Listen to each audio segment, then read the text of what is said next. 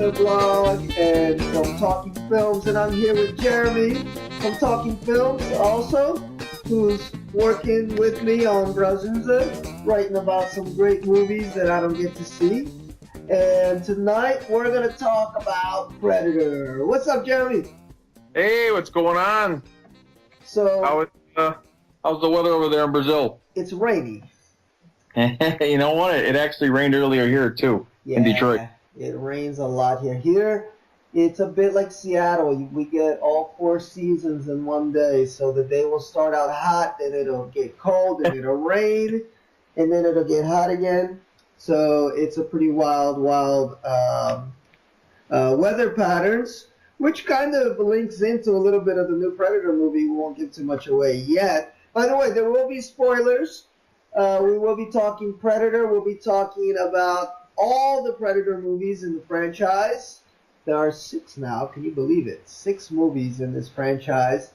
And we're going to begin with a little bit of a review of the new Predator movie. And then we're going to kind of rank them all, see what we think about all the movies in the franchise from way back in the original with Arnold to all the different iterations since then, and there have been quite a few. So, Jeremy, you saw the new Predator movie. What did you think? You know, looking at it, I think it's going to be a polarizing response from the audiences and maybe even critics.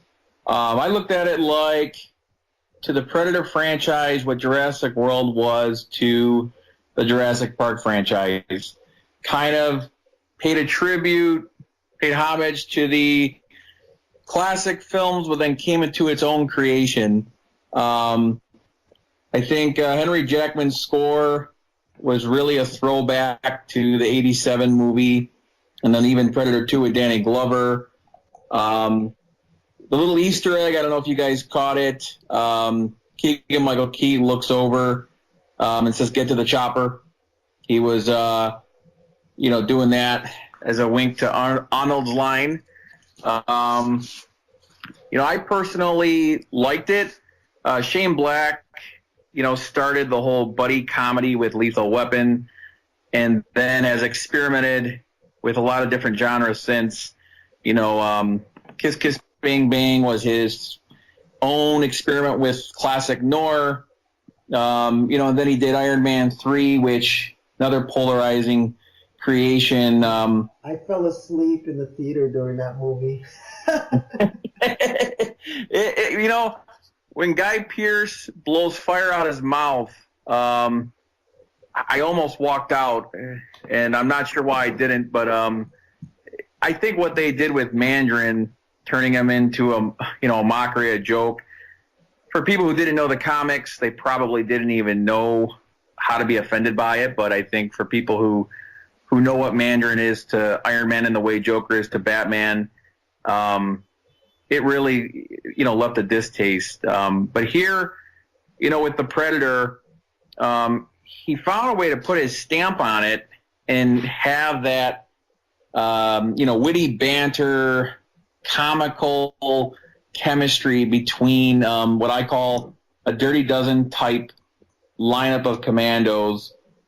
And there was a lot of comedy. Some people think too much comedy, but... Yes, even the Predator himself. I think that was the first time we saw him have a little comedy. Not a line, because he doesn't talk much, but there's a scene where one of the soldiers' arms gets cut off, and the Predator's hiding inside one of the trucks, the army trucks, and then he puts the arm out with the thumbs up, because the driver's like, "You guys okay back there?" And the Predator puts the little arm out with the thumbs up with one of the dead guys. I was like, wait a second. Now the Predator's like comic relief now. That was kind of weird. Yeah, and I think it's because Shane Black is such a strong presence on his movies. Aaron Sorkin struggles with this a lot. All of his characters end up talking like him. That spitfire delivery of the dialogue. Yes. Shane Black's movies, it's the same thing. It really became Shane Black's version of the Predator. But I didn't. Not too often did I find the comedy intervening with the action. I thought they kept it. It wasn't like when you had Assassin Predator or the classic Predator in those action scenes. I wasn't laughing at any of those scenes. I was actually kind of like, okay, this is badass. There's some gore here. There's some serious consequences here. So he juggled it nice enough not to ruin it, Yeah, I agree. The comic relief didn't take away from the movie at all, like the seriousness of it. Yeah, the only, I don't know, Phil, if you felt this way. I think when, Boyd Holbrook, McKenna, the sniper, finally gets to his house, and then all of those rejected soldiers show up, and then there's this whole tolerance of McKenna's wife saying, okay, she and he might be okay leaving these guys in their house while they go out and save the day. That was a little turning point where I was like, okay, I'm kind of worried this thing might go off the rails. But it didn't. It wobbled, but it never did. I personally think what kept the movie a success was its, I like to call it the day the earth stood still spin. It was telling us something about mankind, what man is doing to the earth, and it tied it all up to why we had a Predator movie in 1987. Yes, I like the tie-in. By the way, I would just want to give a little aside. The actress that played the wife was Yvonne Strahovski. His wife. I believe the main character's wife, McKinley, is that his name? The main. Yeah, McKenna. McKenna. And I'm gonna give her props, man. That's she plays Serena in The Handmaid's Tale. Yeah. And what a actress, man! It took me totally by surprise because in The Handmaid's Tale, she is like, the best villain ever. I mean, other than the old fat lady, Aunt Lydia. And it was so cool to just see her so light-hearted in this movie. She had a little bit of a comic relief moment.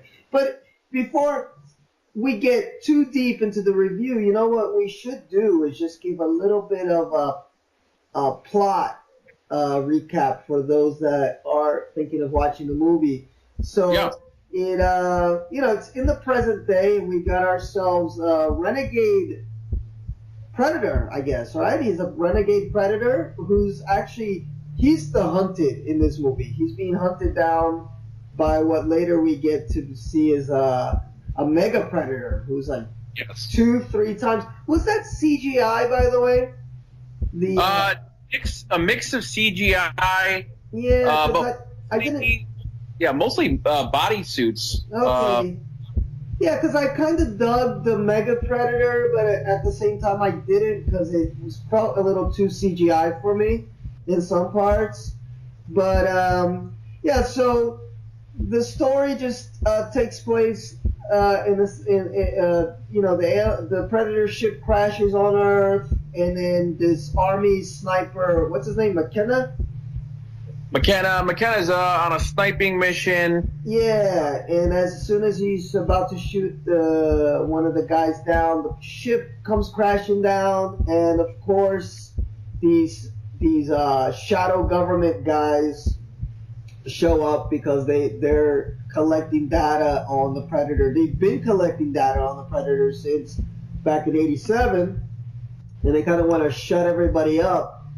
Who knows anything about this? And shutting people up in these movies includes bullet to the head.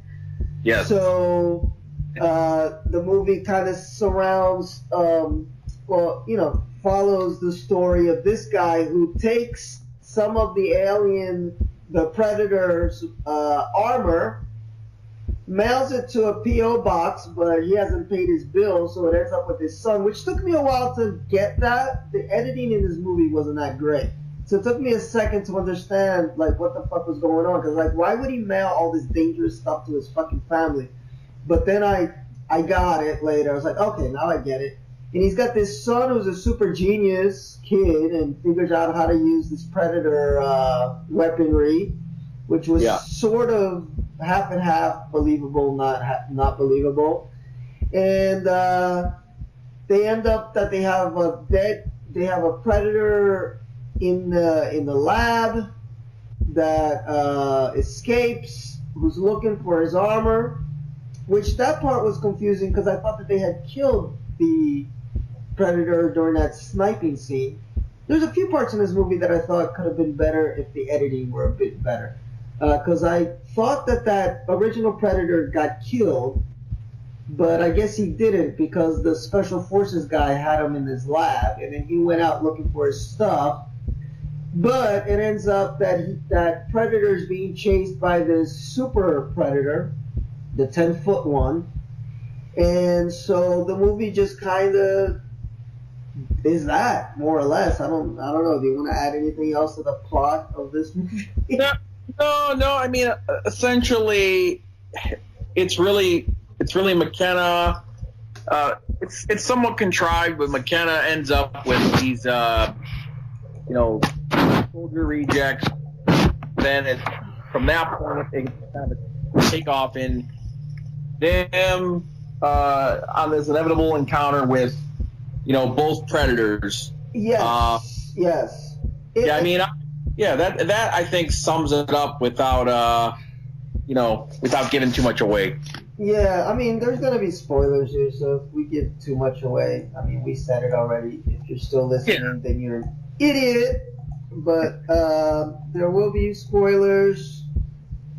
Let me see. Here's the official IMDb plot. When a young boy accidentally triggers the universe's most lethal hunters return to Earth, only a ragtag crew of ex-soldiers and a disgruntled science teacher can prevent the end of the human race. Yeah, that's pretty much the plot. That's about as generic of a plot as you can get, right? Well, let me see here. From the outer reaches of space to the small town streets of suburbia, the hunt comes home. Now the universe's most lethal hunters are stronger, smarter, and deadlier than ever before, having genetically upgraded themselves with DNA from other species. When a young boy accidentally triggers their return to Earth, only a ragtag crew of ex-soldiers and blah, blah, blah. Yeah. I'll tell you, I enjoyed the movie, although they're about halfway through it, I had this feeling of like, why am I watching this? It's like it didn't feel like a necessary movie in some aspects. There was a lot that I liked about it. What I didn't like, which took me out of the movie a little bit, and we'll get to this when we talk about our ranking of the Predator movies, is it tried to go too deep into a story that's not that deep. It's an alien chasing, it's an alien that likes to hunt people. So as much as I appreciated them trying to give this backstory and, this happened here, and then they were in the science lab, and then they were looking for like the alien spaceship, and, they really tried to build up a mythology for the Predator. And it was about 20 minutes of this, at the start of the movie, 20 to 30 minutes of this, and I was like, man, just get to what makes these movies work, which is just people running away from this fucking badass alien, right? I don't know. I mean, if I go through all the Predator movies, for me, the ones that work best are the ones that stick to the formula. It's like a bunch of people stuck somewhere, trying to get away not only from where they are, like whatever environment they're in, but trying to get away from obviously the predator creature. Okay, we can add a little bit of mythology here or there, sprinkles of it, but when it takes itself too seriously, I think in some parts the movie took itself too seriously, trying to build a mythology with this creature. Took me out of the movie. but not so much so that it wasn't enjoyable. But I came out of it like, okay, was this movie necessary? No. Did I feel like I wasted an hour and a half of my time? Also, no. I didn't feel like giving my money back. So it was like that for me. Like I'll give it like a thumbs up, but not a strong thumbs up. I think it was for me. I would give it a 3 out of 4 stars, which on my scale is good. It's not great. It's not one of the year's best. It's definitely not going to ever beat, the Predator. The original is classic. 87. Yeah.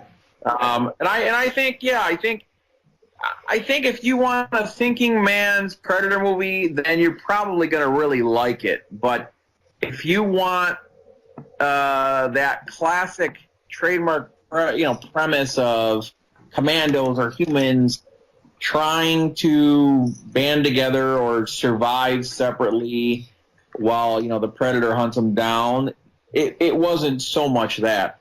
At the end, it went there, but it didn't.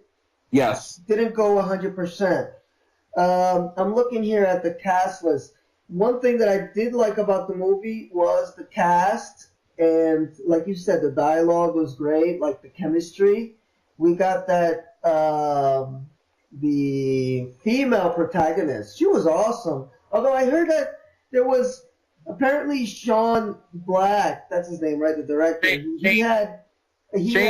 Shane Black, I'm sorry. He had hired a sex offender. He hired a guy, I think Stephen Wilder, who was a registered sex offender some time back. And Olivia Munn found out about it. When she let the cans, opened a can of worms, she felt kind of extranicated from the cast and from feeling like she still belonged. That's what she says. These days I almost feel like every movie's going to have a Me Too movement moment. Yeah. And I don't think I really. It doesn't really have an effect on my opinion on the movie. No, it didn't. Although I was reading before I went to see the movie, I usually don't like to read reviews, but I did end up looking at one piece from Vox, whatever it's called. Yeah. And it made a good point. It really talked about the bad editing in the movie. Like some things just happen and you don't know where they come from. Even something stupid like when the black dude is going into the ship, and then he's got sunglasses on, and then he takes the sunglasses off, and why? What's going on? But they mentioned one thing about her character, which when I watched the movie, I felt the same, is that she went from like this science nerd to like commando bitch, like from where? And from what they said in this article is that there was a scene with this sex offender guy that was cut out of the movie, which kind of was a setup for why she is as badass as she is in the movie. And she really is. She's super badass. But it does kind of come out of nowhere. Let me I'll just read you just really, really quick. It says here, this is from Vox.com, the Predator review, controversy, Shane Black. So far as I can tell, this awkward introduction to the movie's female lead is thanks to what appears to have been the removal of a scene featuring actor Steve Wilder-Strigel playing a jogger who hits on Munn's character to her disgust. It's a sort of simple introduction Black often affords his character, where they reveal themselves via dealing with some petty annoyance or another. But then he was moved out of the movie. They cut that scene out, and people involved with the movie said, "Oh, it doesn't really affect the movie's like this character." But I did feel every once in a while that, I don't know, the characters they didn't have that setup to show why is it that they are this badass, you know, because there are some badass characters in this movie that just kind of are, you know, for no reason, just because, you know, that the script needed it. Yeah, I mean, looking at Munn's character, she was definitely believable. I think people forget she played Psylocke in X-Men Apocalypse.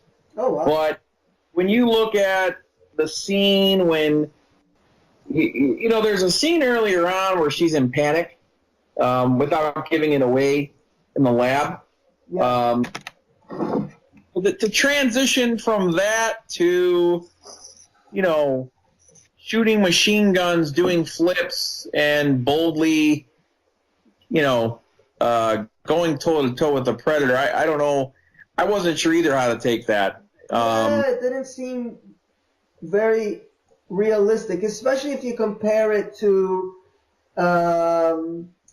Ripley, for example, you know, in Alien. I mean, that's such a beautiful progression from just this woman that's not war ready at all. She's a scientist to she's gonna fight the Queen Mother, you know, the Queen Alien, and the progression, you can see it. It's so realistic of how she goes. Or even if you take another great female action hero from Terminator, what's her name?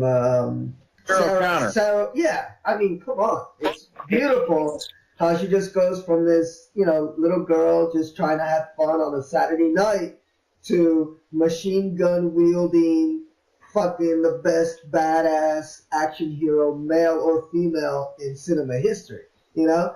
But so, you know, it's just these little things that took me out of the movie for a second.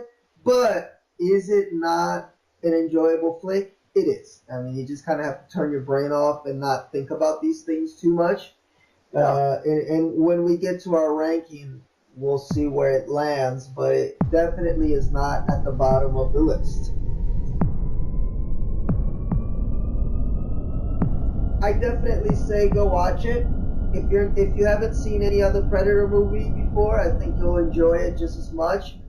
Like Justin said, it did reference some things from the past, but not to the point where you're going to get lost. I mean, the movie's not that deep, right? So my recommendation is, yeah, go watch it. I think you'll have fun with it. And what about you?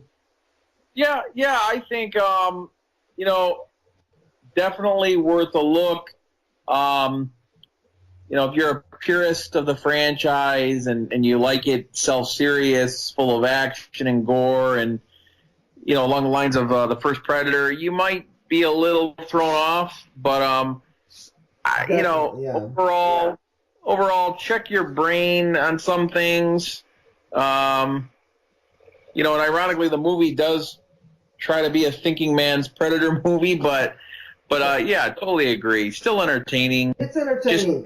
It's definitely entertaining. I think where it fails is where exactly what you said is when it tries to be a thinking man's Predator movie, and that's for me where I got taken out of the movie.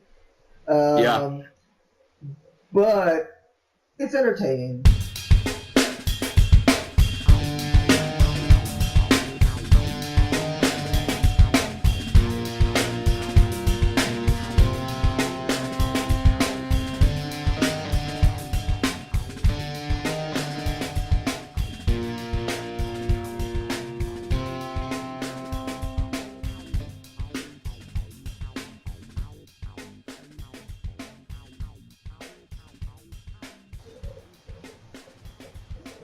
So, getting to our list, and I think our list is very similar.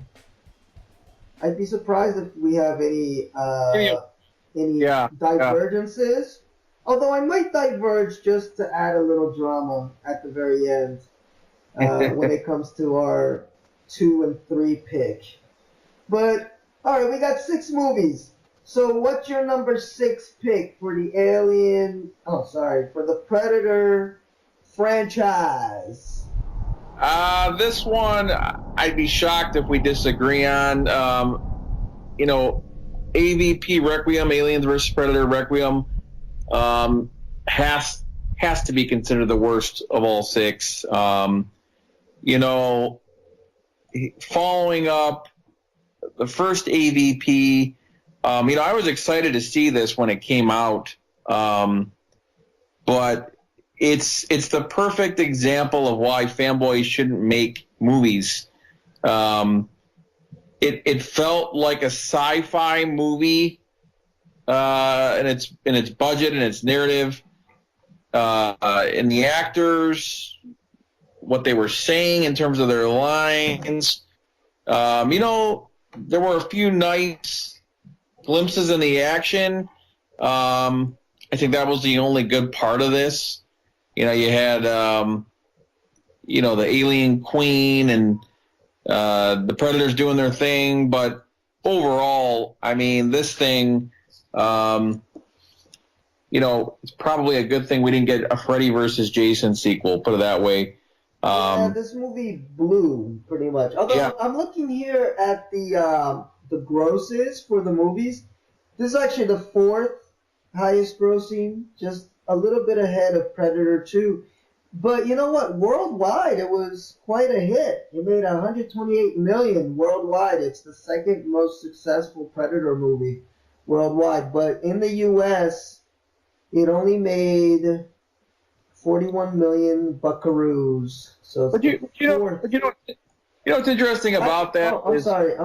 It's actually the fifth. If you adjust it to inflation, it actually is the fifth movie with 54 million, and Predator 2 is the third. But go ahead. I'm sorry. that's what I was going to say is the adjusted inflation. I mean, Predator 2, it's, you know, you're talking, what, 1990 or something it came out. It might have had a similar gross at the box office, but by adjusted inflation, it probably had double to triple the amount of people that saw that versus this. I know, but it's incredible how that this Requiem did so well overseas. Let me see. Predator 2 came out in 1990. It came out in 1990. So, yeah, no, I agree with you. This movie, it started out so well, especially, I mean, going back to the kids. I love the fact that it started out with this little kid getting aliened up, you know, like because that's like the line you don't cross. Nowadays, it's a little bit more liberal, but you know, going back to when did Predator? This came out when in 2000 and let me look it up here. I think in 2006. You still, you know, that was like the line you don't cross, like you don't kill little kids in movies, and especially like not in a violent and gory way. So I was like, oh, it starts out so cool because it's the dad and the son out in the woods. The alien ship crashes down, and the Predator ship crashes down, and it's minutes after the end of Alien versus Predator, the first one, where this xenomorph pops out of the Predator, so it's a Predator-alien hybrid. And, you know, the dad gets his arm chopped off right in front of the kid while he's watching. And then the kid gets the little face hugger action. And then later you see the alien pop out of the dad and the kid. I'm like, oh, cool. And then, I don't know what happened. Because it just goes into like this teeny bopper, like, you know, the guy that digs the girl that gets beat up by her boyfriend movie in small town America. The action sequences, I know you said you thought some of the action sequences were good, but I didn't find any of them particularly interesting. And the worst part of the movie for me is how fucking dark it is. You can't see anything in this movie. It's super, super dark.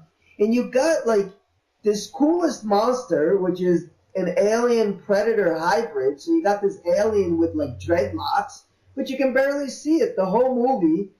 So I don't know. It took me 2 nights to watch it because I fell asleep the first night that I was trying to watch it. I fell asleep like 20 minutes into it, and then I watched the rest the next day. And it's just a movie I wouldn't watch again. Different from like The Predator that I said, okay, was this movie necessary? No. But would I watch it again? Yeah, it was fun. You know, like Requiem. was just like absolutely a useless movie. Well, and the ending on Requiem was so self-indulgent. I mean, that whole top secret, let's keep this out of the world knowing with the tech. I'm like, okay, guys. Oh yeah, because the Predator's going every time he finds an alien, he kind of has that blue goo that Yes. he yeah, and to me that was so much like, okay, we need to keep canon, so that nobody knows that aliens existed, so we're just gonna, and then they blow up everybody at the end, right? Yeah, this one's easily number 6 out of 6. Yeah, there was too much wrong with it. As much as I wanted to like it, and it had so much going for it. And even the Predator for me looked kind of bored as he was kind of just going around and cleaning up after the alien.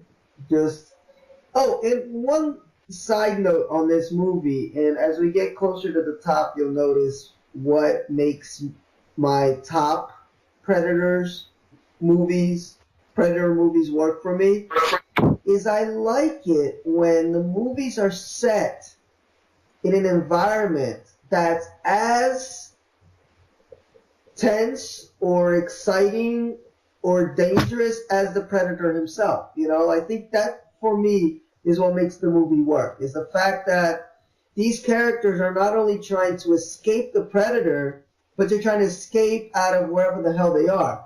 So when it's set in a small town where, I mean, there wasn't like a sense of danger of actually being in this town. I mean, they tried to make it a sense of danger with all the aliens running around, but there's always this sense of like, okay, shit's going down. Let me get in my car and just drive off. So this movie, the new Predator, kind of teetered on that because it's also set in a small town, but they took it to the forest and they took it to like, these places where you feel kind of claustrophobic and like the thing is chasing you and you have nowhere to go. But anyway, all right, that was number 6. What do you got for your number 5 pick? Number 5, it has to be Predator 2 for me. Following up 87's Predator, it was a movie that kind of went in opposite directions everywhere. You had Arnold in his prime, this badass action hero who played Terminator and Commando and all these invincible, save the day type roles. So instead of him being the key protagonist, you had Danny Glover. Danny Glover just doesn't do it for me. He was, someone who worked really well in Lethal Weapon. Oh, he's great actor. But yeah, I agree with you, not for this movie.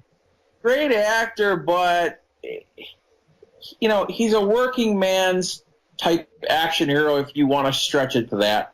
But him being in that alpha male Arnold Schwarzenegger type role didn't work. Another thing that didn't work for me, you got to have the right canvas where the Predator's hunting the humans. Los Angeles, yes. riots, type frenzy, in the summer.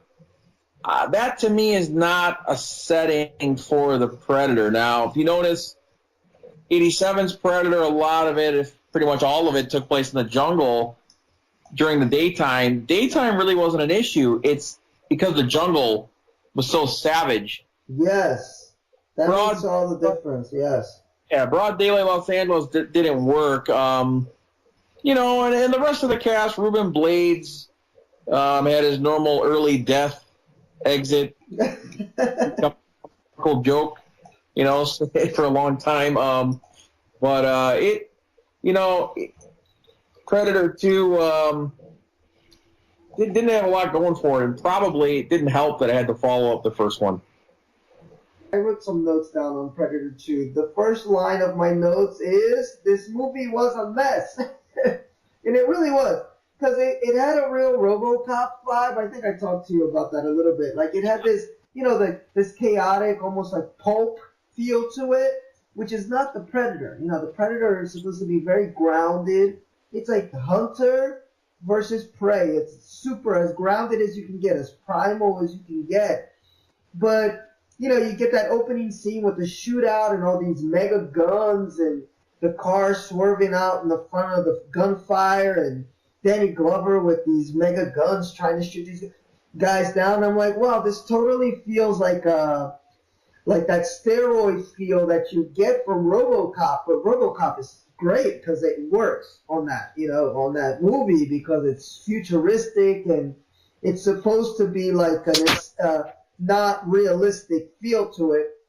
And I even thought a little bit about Judge Dredd has that similar feel to it. And I mean, you got to really be a really great writer to be able to get that unrealistic feel, but still hit home and make you relate to the characters, which, these writers just weren't able to do. And like you said, the canvas was bad. They go to Los Angeles and they kind of have that BS. Well, I don't want to call it BS, but their reasoning is that the Predator goes where violence is. It attracts it, right?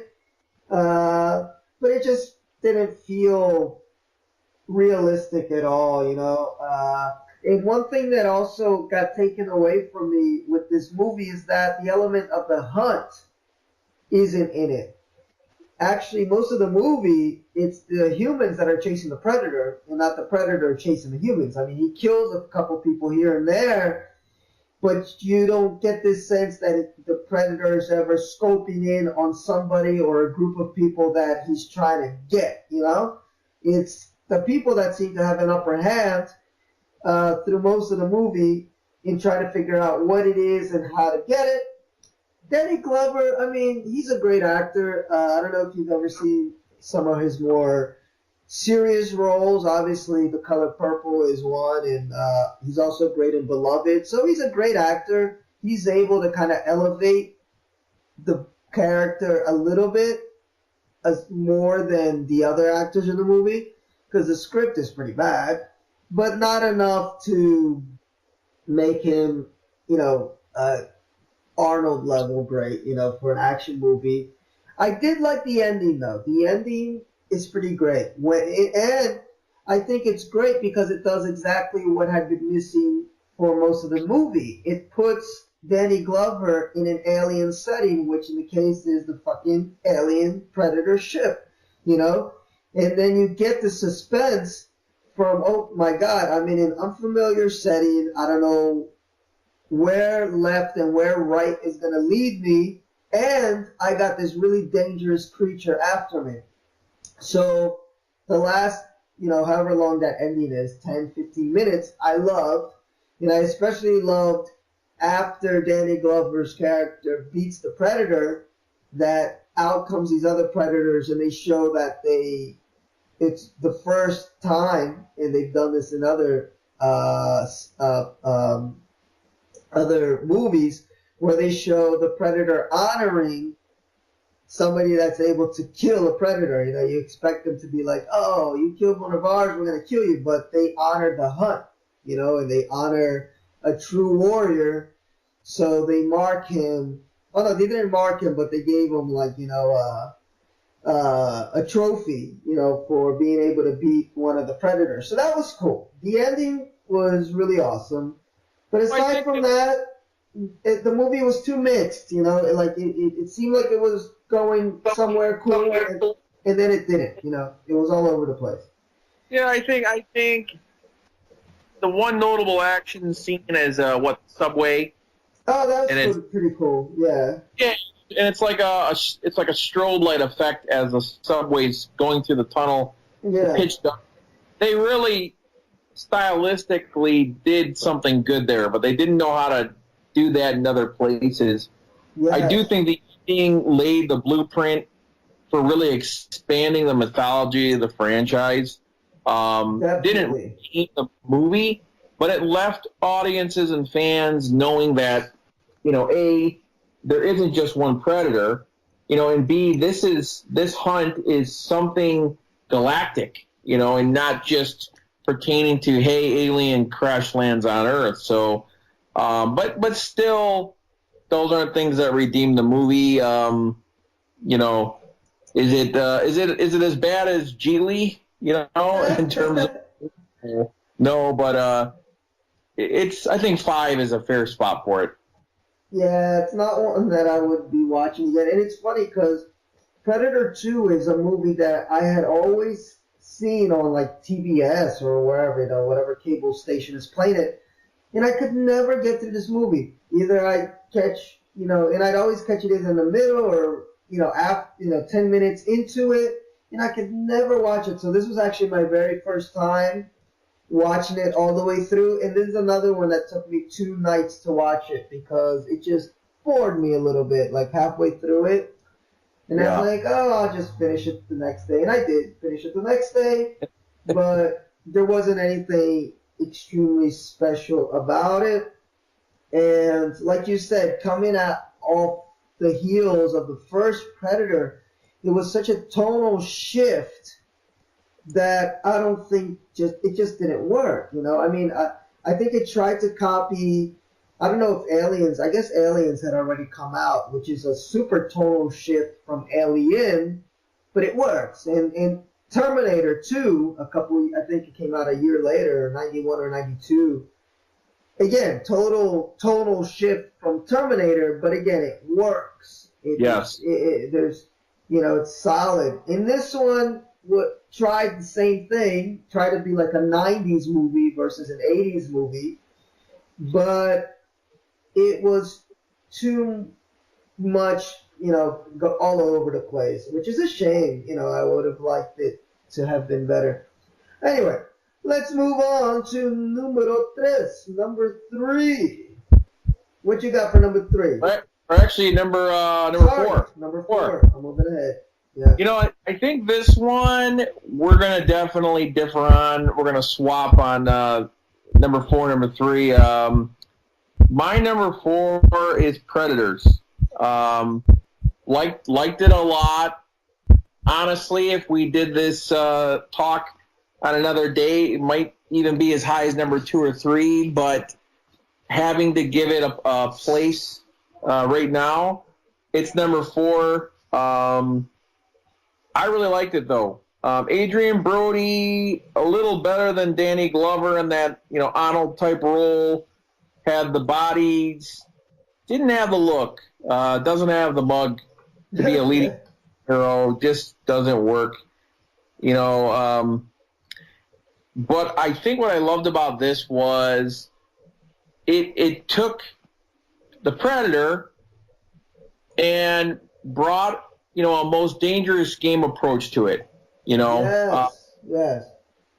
But then it was also still had the whole Predator thing going. Predator hunting the humans, but it made the humans he hunted so colorful and brought all these symbolic, metaphorical vibes to what defines a predator. Right?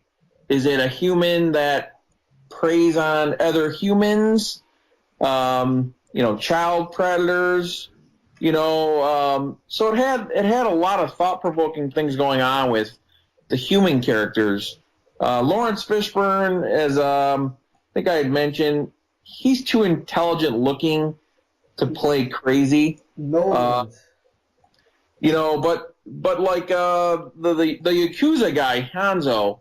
I mean, how many times are we going to see a Yakuza guy holding a samurai sword fighting a predator, right? And then you got Topher Grace, who played that thing so sly. Topher Grace was the supposed doctor who ends up being like a psychopath. Yes. Okay. Yeah, that took me a little by surprise. I will admit. And Walton Goggins, people might forget Walton Goggins, who will forever be immortalized as Shane on the Shield. Oh, I just finished the Shield Masterpiece. Masterpiece. Yeah. he was terrific too as this convict, this a psychopath, convict, violent convict. I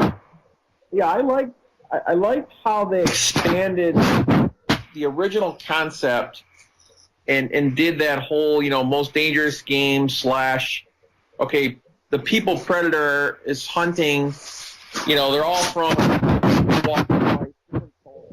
Wait, I'm losing your audio. What'd you do? Can you hear me? Now you're back. Yeah, so bringing that whole most dangerous game approach with human characters from different walks of life, different cultures, that to me really makes this probably one of the more unique entries of the franchise. Yeah, unique is a good word for it. It was definitely unique. You know what? I'm going to agree with you on this. I put it right after Predator 2. Although I would disagree on some of the reasons why. Because for me, the biggest flaw of the movie was how it attempted to put this, very diverse group of people together, but it felt a little bit forced compared to the original. The original is just like these guys gel from even before they speak a line. When you have Arnold and what's his name? Forgot the actor's name. The black dude from Rocky. When they get that handshake together. Carl Weathers. Yeah, from second one, it's like there's a gelling with these characters. In this one, it just felt a little bit like, okay, you got the black guy, you got the Asian guy, and you got the Mexican guy. Okay, you need a woman, and you need another, you need a white guy. They were playing politics. They were playing... Which in a way I appreciate about the Predator series is that if you look at it, it's one of the most diverse franchises, which is so awesome. Even from going from Arnold to Danny Glover right in the second movie, if we jump ahead a little bit to Alien versus Predator, you got a black woman protagonist who kicks fucking ass, so I like that about the Predator series.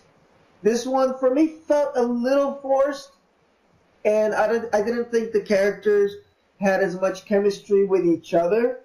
And some of the characters were just like you mentioned, the Hanzo character. Like he just, when they introduced him, like everybody had already met, and then he kind of comes sneaking up from behind, and he takes his shoes off, when he steps in the mud, and and it makes you think that, oh wait, is he in on some plot with the Predators or what? And then the next moment, he's like with the group, and they're like buddy, and even Danny Trejo, Cuchillo, I was so upset by how they killed him off screen. Like, he didn't give his character a chance to really show who he was.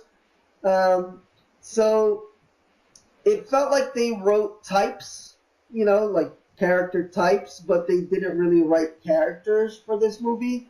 So, it took me out of it a little bit as far as the actual character. And then even like when the Hanzo has the samurai fight with the Predator, I'm like, but why? Like, it looks awesome as hell. It's one of the more memorable scenes of the movie, but it just comes out of nowhere. Like, why does he want to do this all of a sudden? They're all kind of running away, and they seem to be like pretty far ahead from the Predator. And then he's just like, no, I'm going to have this samurai fight. And he does, but, whatever. And the same thing with Lawrence Fishburne. I'm like, I didn't feel the same way you did, where he looks too intelligent to play crazy. I thought it was cool. It was like this twist where they got Lawrence Fishburne there, but they didn't do anything with the fucking character. Like, he dies 10 minutes later.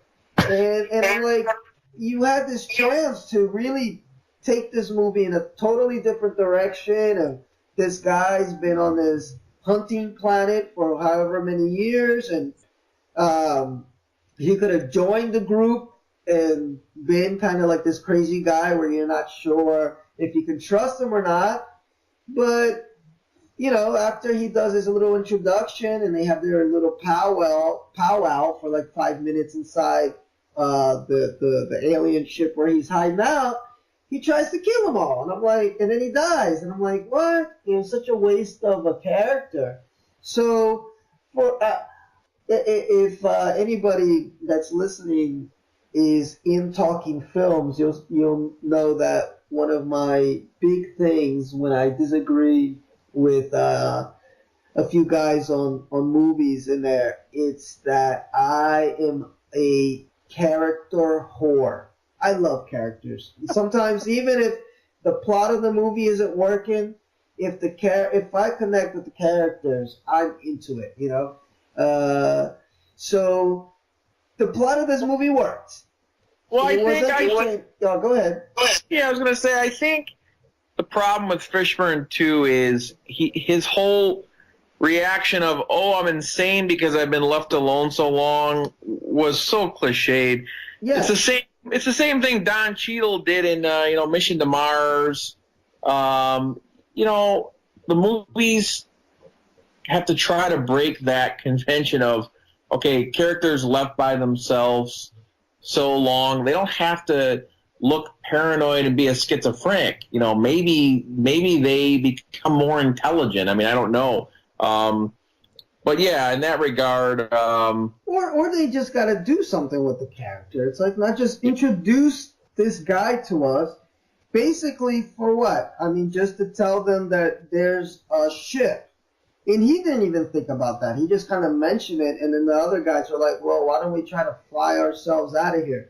So when I think about it, it's like there was actually zero need for him to be in the movie. Like, correct me if I'm wrong, but what was his purpose in the movie? There was absolutely zero reason for them to find him, you know, because they found the ship, or they found him. He took them to the ship. He had a little chat with them, and then he tried to kill them all to take their weapons, which ended up attracting the attention of a predator who killed him, and then they all escaped the ship. And I'm like, what? You know, that was really a waste of what could have been a cool character. But you know what? We don't want to forget about the influence of this movie on all six, or at least anything that's come after it.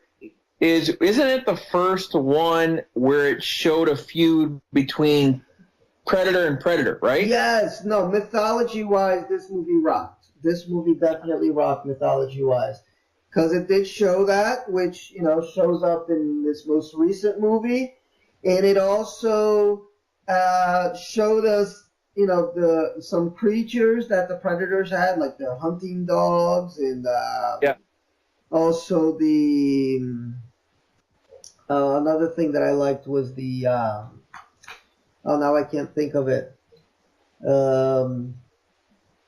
No, I can't think of it now. But what you said, I mean, it definitely built on the mythology, which I dug. And the movie, I mean, the pacing is great. It's an entertaining movie. Like, I would watch it again if it was on. You know, it's not like I hated the movie, but it definitely loses a few points just for that reason. Like, there wasn't a real chemistry I felt between all the characters in it, you know, that made me really root for them.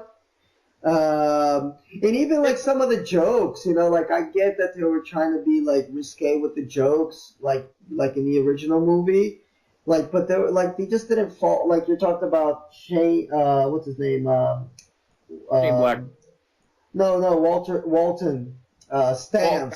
He's the inmate, you know, and then he makes these jokes about, like, you know, if I were home right now, I'd go out and I'd rape some women, you know, because it's a great day to rape people. And I'm you know, it's like, I get what they're trying to do. They're trying to be like, okay, he's a badass criminal who's going to say crazy shit. But it felt kind of flat. Like, I didn't really feel that his character had enough chemistry to make those lines feel cool. And they made these characters. Yes. They're cardboard. They're commercials of their type. Exactly. Yes. Well, and it's not. It can't be assumed that every ex-convict is going to somehow be able to be a badass at killing someone. And that's what they tried to do with Goggins' character. If you remember, he had a blade, and that was like his weapon. I'm like, yeah, he's he's a convict. He's done bad things. How does that qualify him,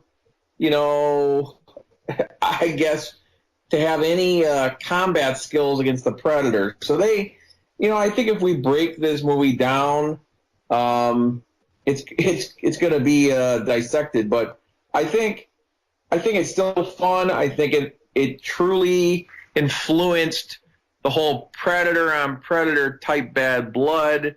Mm-hmm. So yeah, I think I'm surprised it's on it. And I like that it was a throwback to the original, where they're in the forest and they're being hunted. That for me gives it some extra points. All right, so moving on. Now is where I think we may disagree. What is your number 3 movie? Honestly, I think we might agree. I was going back and forth on this, but my number 3 is going to be The Predator. Oh, man. See, we got to have some more disagreement, some more drama. I was thinking we need to review. You know what we got to do? We got to do a review of Hereditary for the DVD release, because we will definitely disagree on that, because I hated that movie. Okay. But for now, our next one. Yeah. Loved it. I loved it. Yeah, but for now, I think we're in agreement, because, yeah, I put The Predators... Tell you what, to spice this conversation up, I will say this. Critically, The Predator to me is, the second best of all 6 movies. I say that critically. I say that as, okay, set aside the whole, genre expectations, franchise expectations. Look at it for its style, its substance, its reinventions, all those things. The Predator would be number 2. But we're talking about, 6 movies in the Predator line. It has to go 3.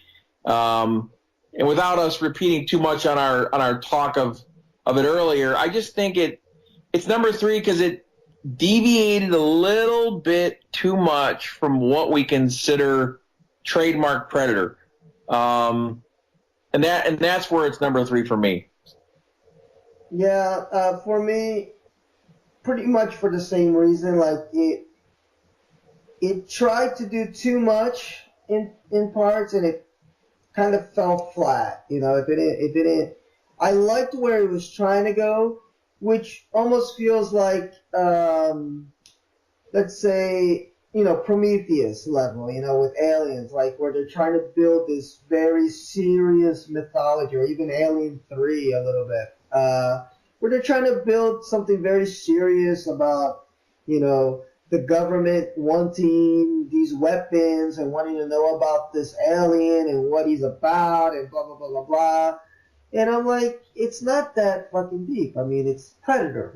A part of the fun of the movie is that it's turn your brain off, but it's not brain dead, It's a fun action, sci-fi adventure.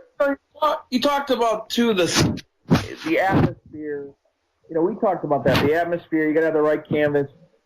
Using an elementary school and these isolated environments like a football field or a military base where there's very little happening, I think plays against the intimidating.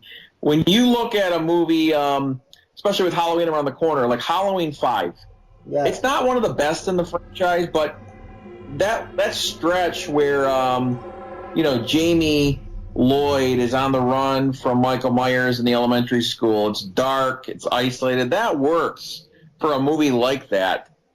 Using that type of setting, though, for a Predator movie, it goes against it. So yeah, I mean, it had its faults, but I think it still did enough stylistically that I'm content with saying it's number 3. Yeah, and it builds on the mythology. which is great. I would love to see a Predator movie that takes place like not on Earth at some point. It'd be cool if they moved in that direction.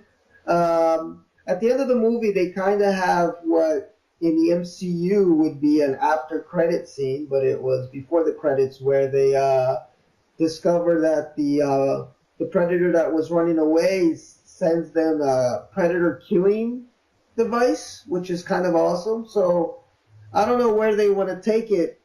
I would hope that the next movie, if they make one, takes them out of Earth. That would be awesome because I totally agree with you. What makes Predator work for me, and we're going to talk about that a little bit when we get to movie 1 and 2, is the setting. Because the Predator himself, if you think about it, I mean, it's this alien with super technology hunting humans down. It's like shooting fish in a barrel. It's not that difficult for him to kill the humans. So the suspense doesn't really come from the fact that he's going to kill these humans. The suspense comes from these humans are in an alien territory that they can kind of evade him long enough to stay alive.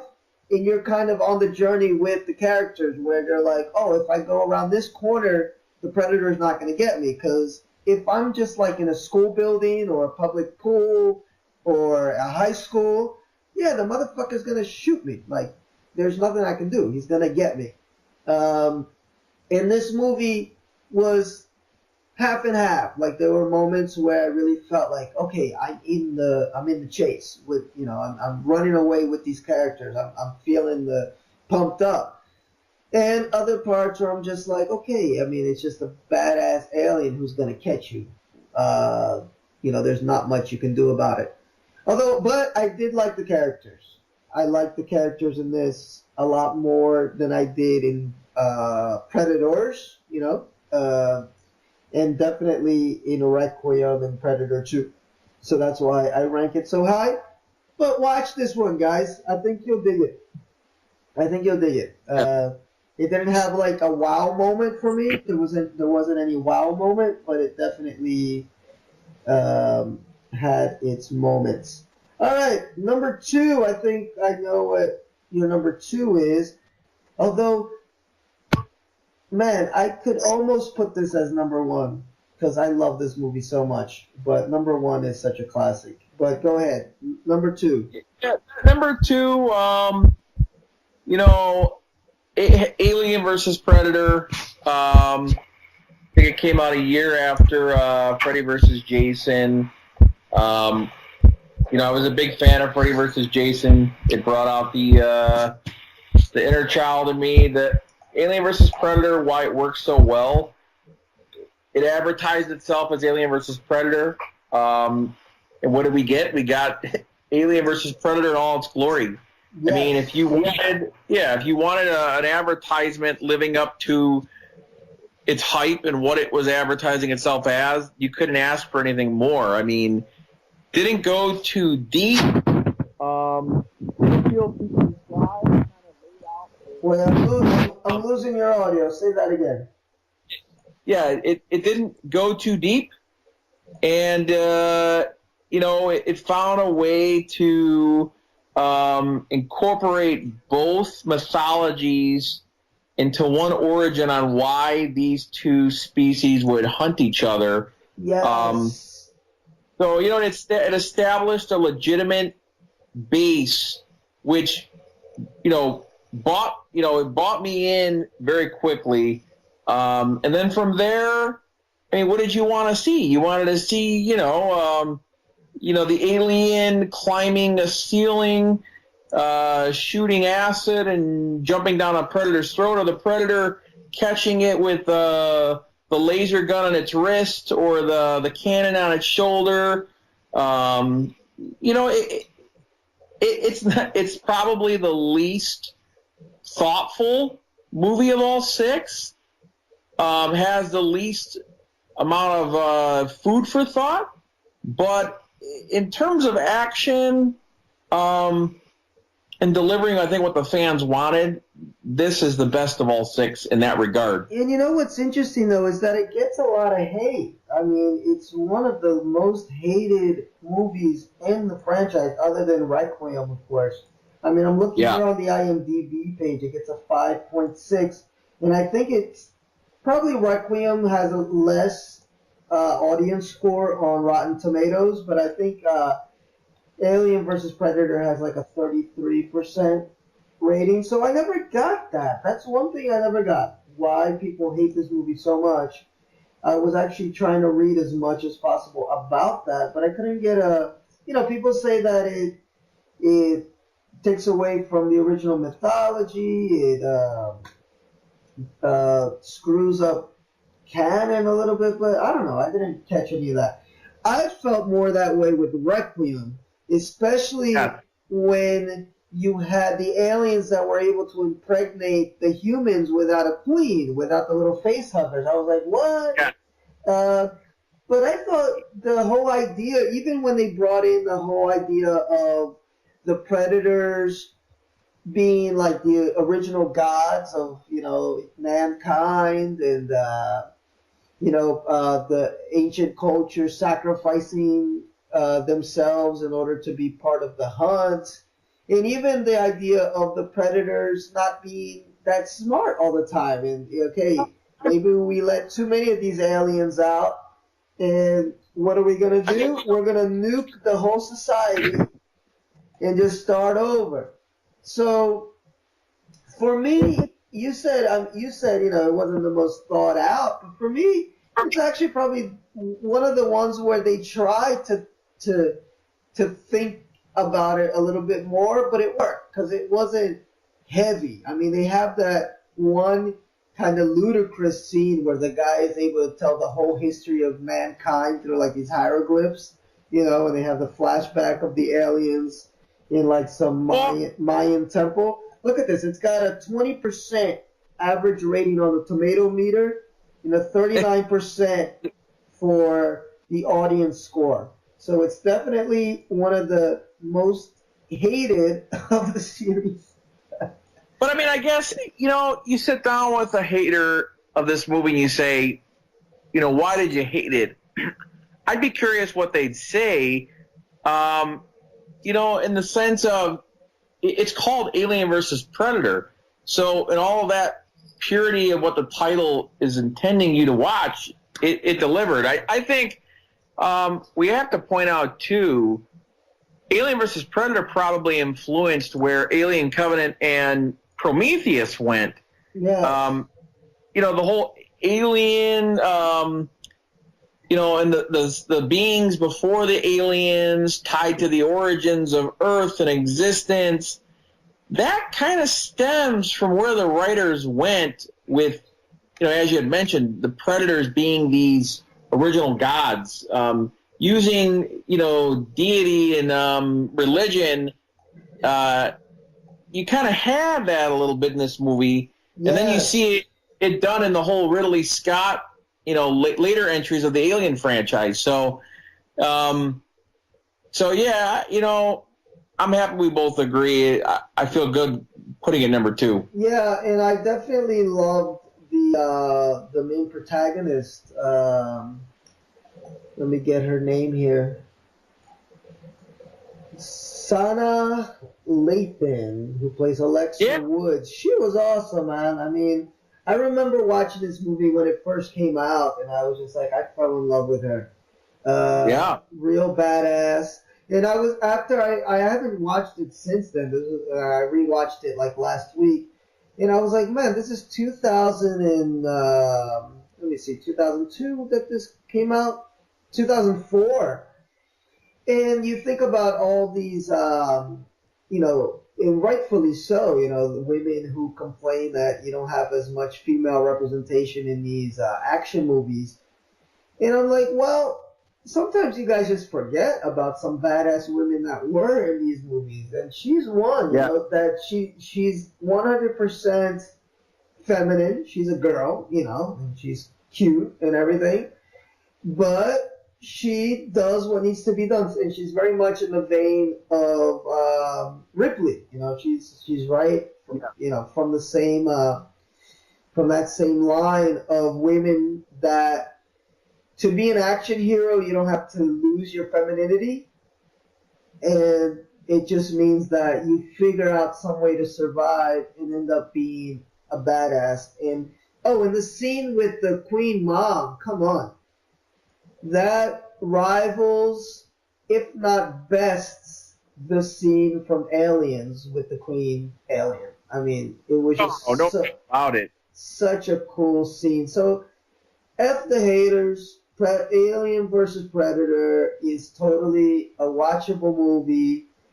Great pacing, great cinematography. Yes, it was PG-13, so you don't get all the gore, but I preferred the deaths in AVP to the ones in Requiem that did have the gore, because the ones in Requiem, there was zero setup, and it was dark as hell, so even though you had the gore, you could barely see what was going on. So I actually preferred the ones in AVP, the first one, because sometimes what you don't see sticks with you more than what you do see. So I thought it was a well-made movie. And actually, Alien vs. Predator is the highest grossing of the series if you go... Well, no, I'm sorry. Predator is number one if you adjust to inflation, 141 million. But AVP, the first one, made 119 for the Fox, I believe. So and worldwide, it's the most successful in the franchise with 172 million. We'll see how well The Predator does. I think it'll do pretty well, though, even though it's gotten kind of mediocre reviews. So now, the inevitable number one, absolute classic. I love this movie. Extremely quotable. And you tell us what it is. The Predator, 1987's Predator. How can you go against it? Impossible. And I thought about going against it with AVP because I had so much fun watching it, but Predator. No, I mean, you had when you look at what this movie did for action movies, for sci-fi movies, for a lot of movies in those genres, it kind of raised the bar. The score, that voodoo type drum in the score is unforgettable. In a ways, I look at Stallone and Schwarzenegger launching what the action hero was to cinema. Prior to them, you had, what do we want to say? Who was an action hero? Steve McQueen, or Charlton Heston, but they launched the action hero genre. And then I think Predator, what's notable about it is it initiates us with Apollo Creed, Carl Weathers, ripped, right? Schwarzenegger in his prime, ripped. Jesse the Body Ventura. You have all these guys, and then their lines. Jesse the Body's saying, "I'm a sexual tyrannosaurus," and you remember the little moments. Schwarzenegger and Carl Weathers doing the handshake, the best handshake right? in history. But what's significant about the movie is that people watched this and said, "These are some badasses," right? Yes. And then what happens? They are the hunted. So it's kind of, in my view, the launch of that type of premise. Yes. And a lot of people, won't understand that. Unless they listen to us talking and hear us point that out. But because around that time, we're a bit older, so we remember that commando type movie, especially after Rambo came out, the First Blood, it became a genre, and there's a whole bunch of these movies where it's like this kind of lone soldier in Vietnam trying to rescue somebody. I mean, Chuck Norris had a bunch of those movies. Stallone had Commando, in fact. Rambo, obviously, and then all the bunch of other ones that I won't remember the name of. But I mean, if you watch TBS, I think they had like the Man movie series or something. They had something on like Thursday nights, movies for men, some bullshit like that. But they always have these 80 movies that involve these ex-Vietnam guys that were a little berserk, but went on this mission, and they were like the most badass guys who could do anything. I loved them. Chuck Norris being one of my favorites of that time. And even Death Wish, sort of, even though that was set in the city, but it was that, it was a genre, very, very popular genre. So here comes Predator, and it's exactly what you said. He just turns that on its head, so it's so smart to do that, because it's not something that you would expect. Watching the movie, you think, okay, you got these badass guys, and they're going to somehow figure out how to either escape or kill this thing. And instead, they're shitting their pants.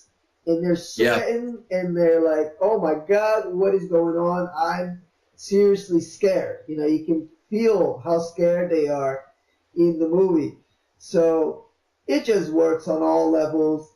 And for me, on the highest level it works on is how well these characters just gel from scene one, and how they can get away with some of the dialogue that you couldn't write today, because you'd have the PC brigade, smashing your door down. But there's faggots that are and there's race jokes and but different than, like I had mentioned with Predators, it's like the characters are written so well that you're like, yeah, that guy would say that. Like, he's an asshole, but I love him anyway. So, two other things it has going for it. The behind the scenes, there is a certain myth to the behind the scenes of this in two aspects. Many people don't know Optimus Prime, Peter Cullen, voiced the Predator. Oh, I didn't know that. It's so in a non-build capacity. But, you also had Jean-Claude Van Damme suit up. He was the lobster, right? Yeah. So, you had that myth, that behind-the-scenes myth that action movies didn't really get. And this one kind of was the media blitz for that. So I also look visually.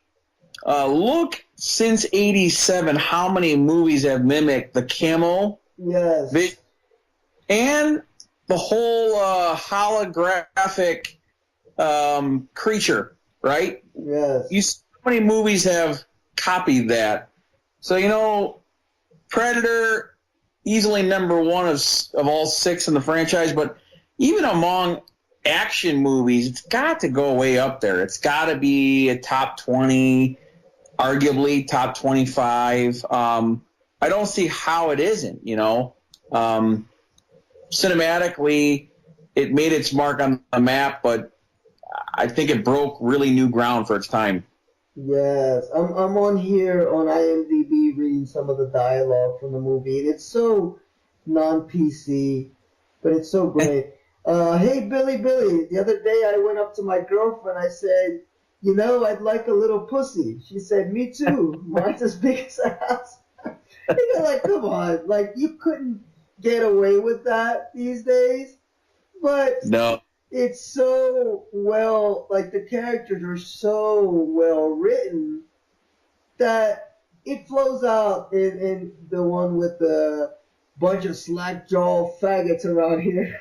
This stuff will make you a goddamn sexual tyrannosaurus. Yeah, that's what just like me. And man, I can't get offended at that stuff, and I'm coming from a place where the word faggot is extremely offensive if it's coming from the wrong person. but the lines are written so well that you just fall in love with all these guys. So yeah, and I agree with you. Definitely, and from those 80s war genre movies, it's definitely one of the tops. Yeah, it has to be. I'm looking. I'm trying to. It's going to be hard. Go ahead. Yeah, it's going to be hard for anything to beat the Predator in the franchise. Even if they keep going, they're going to have to really do something special. And I don't know. You know, it's not its place. We're talking, 3 decades. So yeah, still there, number one. Yeah, I'm trying because I mean in the 80s you had the serious, war movies. You had Platoon, Full Metal Jacket, Hamburger Hill, Braddock. Well, that wasn't so serious. Missing in Action. It was just that was the thing to watch. The Dogs of War. And I've seen most of these, so it's cool that they took this genre and kind of turned it on its head, similar to what RoboCop was able to do, with like the cop movies, because cop movies were a big thing around that time too. Yeah, Missing in Action had a whole bunch of them. Missing in Action 2, Braddock. Oh, Chuck Norris was the man. Invasion USA, Firefox. But it's the Predator. When you look at all the Vietnam War movies or war movies through the 80s, it was a time for whatever reason they wanted to show our own soldiers at war with each other. Yeah. And the Predator, if you wanted to pick it apart in this regard, is a catalyst for our soldiers, right? Despite their differences and perverse jokes thrown at each other, they teamed up, right? Yes. So in its own way, right? It's an anti-war movie. Okay, let's call it that. Let's call it that. It's an anti-war movie about our soldiers teaming up against a creature from space. So.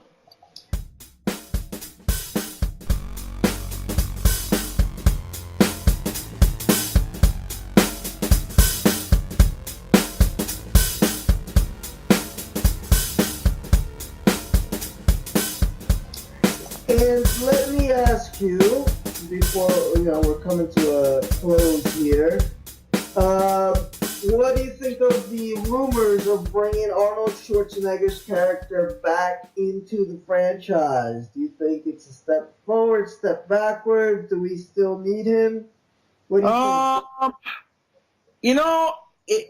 Many people didn't notice Gary Busey's son, Jake, Yes. was in The Predator. He played the son of that character, right? Gary Busey was in Predator 2. Yes.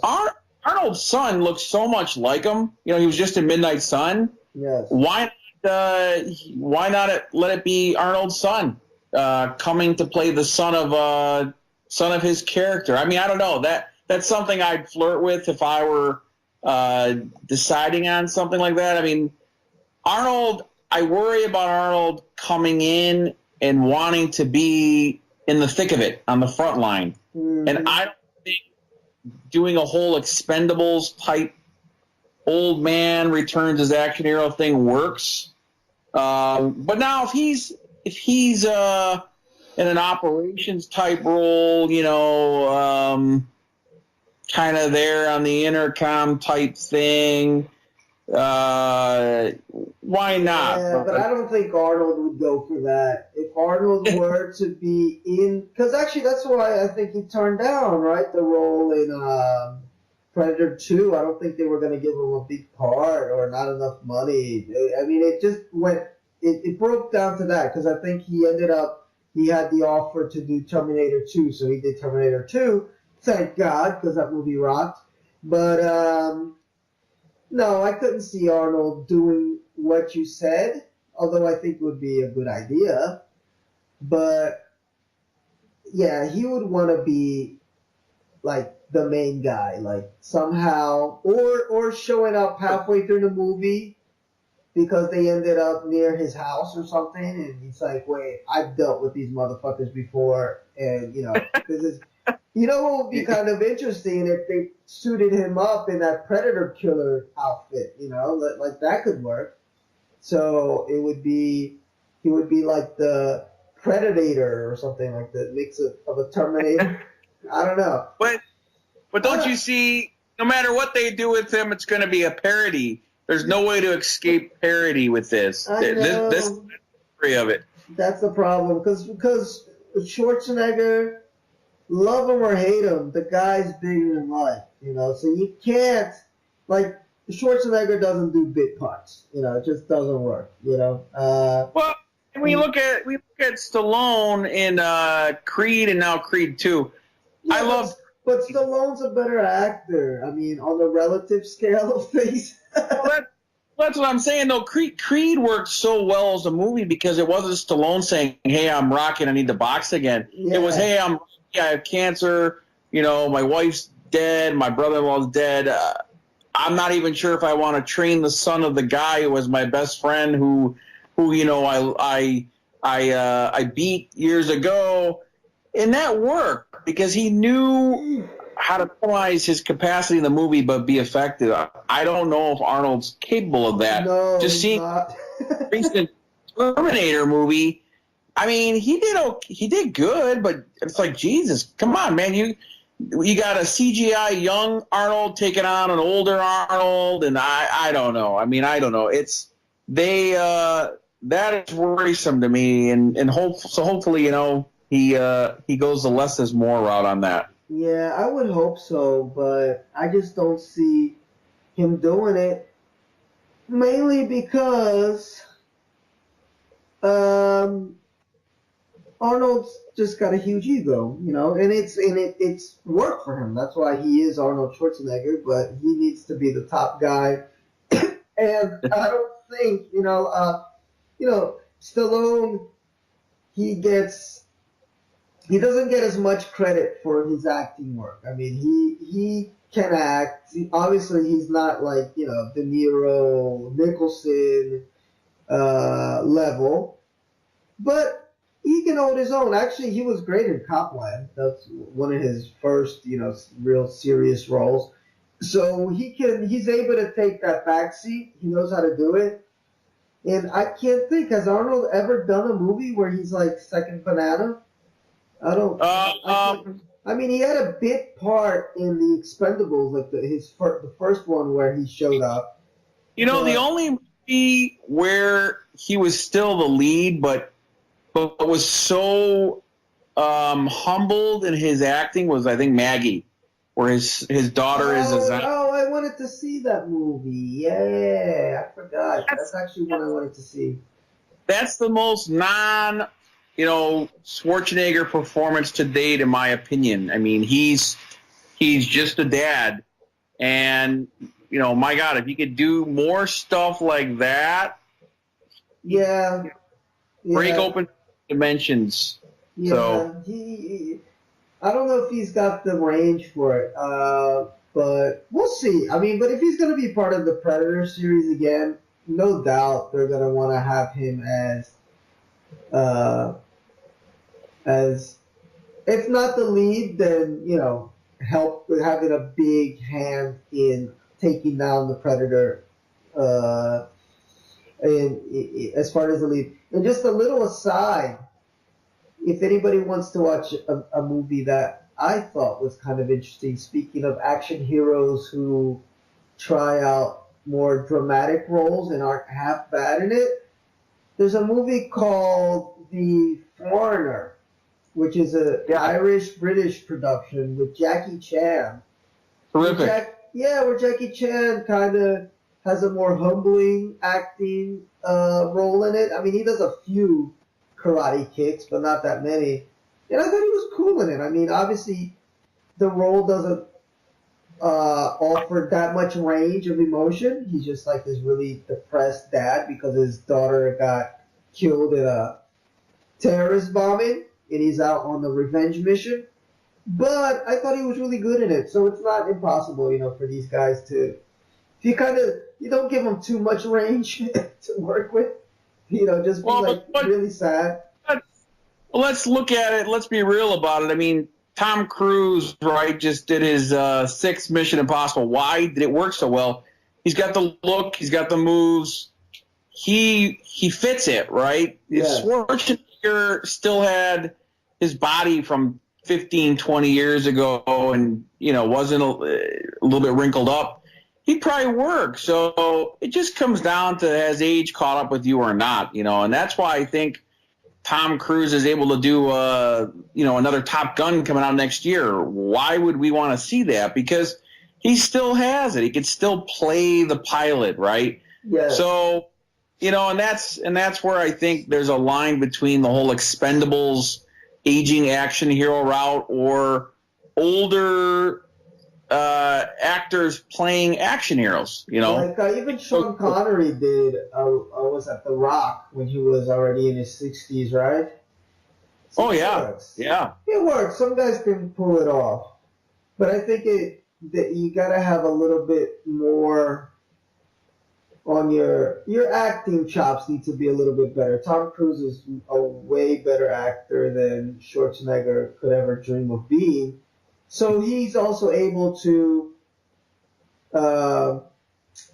sell it because of his acting. It's not just the physical. It's not just the physical. Where Arnold is 90%. I mean, you can't say Arnold can't act. He wouldn't be as successful as he is if he couldn't act somewhat. But it's 90%. It's the physicality. That he expresses so much with his body. That he doesn't have to have a million lines, and can a 70-year-old muscly guy still sell that? Can he sell the fact that I can run?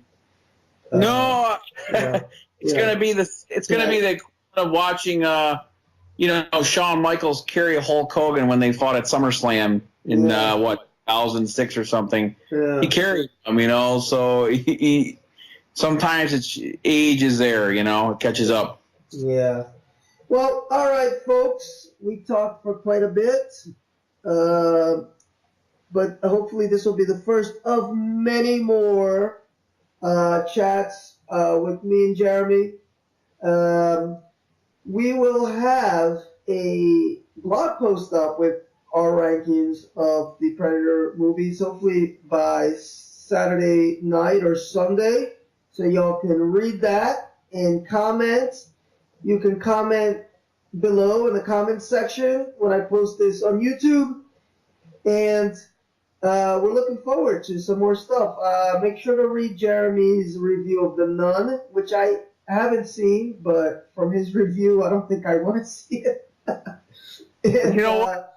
I didn't stop people from seeing it. It still made $56 million or something opening weekend. Yeah, but that's opening weekend. It'll probably drop off after. Hopefully we'll get more people involved in the in our chats because we have a lot of different opinions on different movies. Some of us watch more movies than others, and so look for them. And I think that's it, guys. We kept you long enough. Hope you enjoyed it. Any last words, Jeremy? Next time we will be disagreeing. That's for sure. Oh, yes. If we do a podcast for Hereditary, that might mean I have to watch that movie again. Oh, my God. No. Listen. Yeah. Don't get me started on that one. It's a horror masterpiece. Oh no! And I'll explain why next time. Oh no! One of the few movies where I was in the theater checking my watch, and I was like, "Oh my God, there's another hour of this." But